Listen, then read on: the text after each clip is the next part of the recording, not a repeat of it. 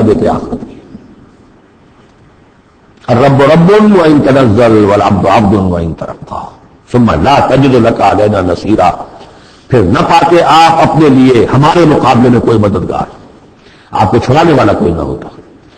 میں ترجمہ وہی کر رہا ہوں کہ دکان کے الفاظ ہیں، لیکن مفہوم سمجھ لیجیے. یہ سختی اصل میں حضور کی طرف نہیں ہے، بظاہر خطاب حضور کی طرف ہے. عتاب جو ہے خطاب حضور کی طرف، عتاب ہو رہا ہے ان پر جو دباؤ ڈال رہے ہیں کہ بدبختو ہمارے نبی کے لیے بالکل ممکن نہیں ہے، یہ کارگل نہیں کریں گے.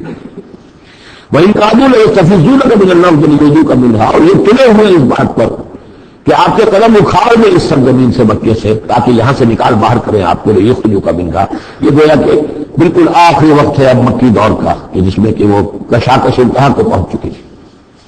وَإِذًا لَا يَلْبَسُونَ خِلَافَكَ إِلَّا قَلِيلًا. لیکن ساتھ ہی پیشن گوئی بھی ہے کہ ٹھیک ہے یہ تو نہیں کہا کہ یہ آپ کو نکال نہیں پائیں گے، اس کی نفی نہیں کی، لیکن یہ کہ پھر یہ بھی یہاں پر زیادہ دیر رہ نہیں سکیں گے. یعنی یہ کہ چند سال کی بات ہی ہے نا، 8 سال کے بعد، بلکہ بڑے بڑے سردار تو ان کے جو ہے 2 سال کے بعد ہی وہ بدر کے اندر جا کر کھیت رہے ہیں. ابو جہل کہاں رہا، عقبہ ابن ابی معیط کہاں رہا، سب ختم. بڑے بڑے سب کے سب سردار جو تھے غادری سب ختم ہو گئے. وَإِن كَادُوا لَيَسْتَفِزُّونَكَ مِنَ الْأَرْضِ. جیسے وہ پاؤں ڈگمگاتے ہیں، لڑکھڑاتے ہیں مرغی کے نوزائیدہ، اس بکری کے نوزائیدہ بچے کے، یہ چاہتے کہ آپ کے قدموں کو یہاں سے ہلا دیں. لَيَسْتَفِزُّونَكَ مِنَ الْأَرْضِ لِيُخْرِجُوكَ مِنْهَا. تاکہ یہاں سے نکال دیں آپ کو. وَإِذًا لَا يَلْبَسُونَ خِلَافَكَ إِلَّا قَلِيلًا. اس صورت میں خود یہ بھی دل یہاں پر زیادہ دیر نہیں رہ سکیں گے سوائے تھوڑا سا عرصہ.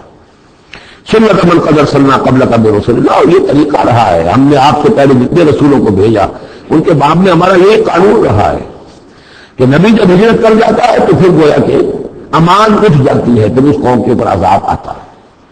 ولا تجد لسنتنا تحویلا. اور آپ ہماری اس سنت و قانون اور قاعدے میں ضابطے میں کوئی تبدیلی نہیں پائیں گے. اقم الصلاۃ لدلوک الشمس الى غسق الليل وقرآن الفجر. نماز کو قائم رکھیے سورج کے ذرا ڈھلنے سے لے کر رات کے تاریک ہو جانے تک.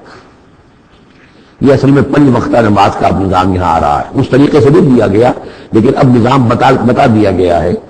وہ تو حضرت جبرائیل نے بتایا، وہ معاملہ بالکل دوسرا ہے. لیکن یہ کہ سورج ڈھلتا ہے، جیسے نصف النہار ہے اس سے ذرا سورج جو ہے مغرب کی طرف گیا، ظہر، تھوڑی دیر بعد عصر، تھوڑی دیر بعد مغرب، پھر رات تاریک ہو گئی عشاء. 4 نمازیں ہیں. اور سردیوں کے موسم میں تو لگتا ہے کہ پیب و پٹامر توڑ آ رہی ہے. جو نماز مسجد میں پڑھتے ہو تو گئے اور آئے اور گئے اور آئے. تو گویا کہ نماز کھڑی ہے، مسلسل قائم رکھو نماز کو سورج کے ڈھلنے سے لے کر اور رات کے تاریک ہو جانے تک. وقرآن الفجر. اور اب ایک اور نماز رہ گئی اور وہ ہے فجر کی، اور اسے تعبیر کیا قرآن الفجر، اس لیے کہ اس میں طویل قرات ہونی چاہیے. قرآن کا پڑھا جانا فجر کے وقت. ان قرآن الفجر کان مشہودا. اس لیے کہ یہ فجر کے وقت قرآن کا پڑھا جانا جو ہے یہ مشہود ہے. یعنی اس میں یہ کہ حضور قلب ہوتا ہے انسان کا، سو کر اٹھا ہے آدمی، تر و تازہ ہے، حواس جو ہے تازہ ہے، کوئی تکدر نہیں ہے، کوئی تکان نہیں ہے، تو حضور قلب ہے. اور ایک یہ کہ فرشتے بھی عصر اور فجر کے وقت جو ہے ان کی شفٹیں چینج ہوتی ہیں. یہ دونوں نمازوں میں یہ جو ہے دونوں شفتوں والے موجود ہوتے ہیں. رات والے آتے ہیں عصر کے وقت اور دن والوں کی چھٹی ہوتی ہے. اور فجر میں یہ ہے کہ رات والوں کی چھٹی ہونے والی ہے اور دن والے آ کر چارج لیتے ہیں. تو فرشتوں کی حاضری کا وقت ہے. وَمِنَ اللَّيْلِ فَتَهَجَّدْ بِهِ. اور نماز کے ایک حصے میں سے آپ جاگیے اس قرآن کے ساتھ. بہی کو یہاں نوٹ کیجئے، جیسے سورہ انعام میں نے بار بار نوٹ کرایا تھا، انذر بہی ذکر بہی. تبشیر ہو اس قرآن کے ذریعے سے، تذکیر اس قرآن کے ذریعے سے، انذار اس قرآن کے ذریعے سے. تو تہجد جو ہے جاگنا قرآن کے ساتھ جاگنا ہے. اب ہمارے یہاں کیونکہ قرآن لوگوں کو یاد نہیں ہوتا کہ جو پڑھتے بھی ہیں تہجد وہ تو 8 رکعتیں جیسے تیسے جو قل هو اللہ کے ساتھ پڑھ کر پھر بیٹھ کر کوئی مراقبہ کر لیا، کوئی اور ذکر کر لیا. وہ اصل تہجد وہ نہیں. اصل تہجد یہ ہے طویل قرات رات کو کھڑے ہو کر کی جائے. نافلہ اللہ یہ اضافی شے ہے اے نبی آپ کے لیے.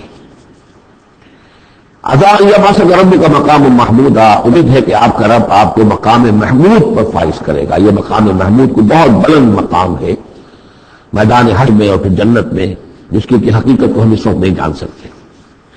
وقل رب ادخلنی مدخل صدق واخرجنی مخرج صدق. اب یہ ہجرت کا حکم ہے جو حضور کو دیا جا رہا ہے. یعنی جب وہ آیا ہے حکم، اجازت آئی ہے تو ساتھ ہی یہ دعا بھی تلقین کر دی گئی، اور یہ کہیے اے رب میرے مجھے داخل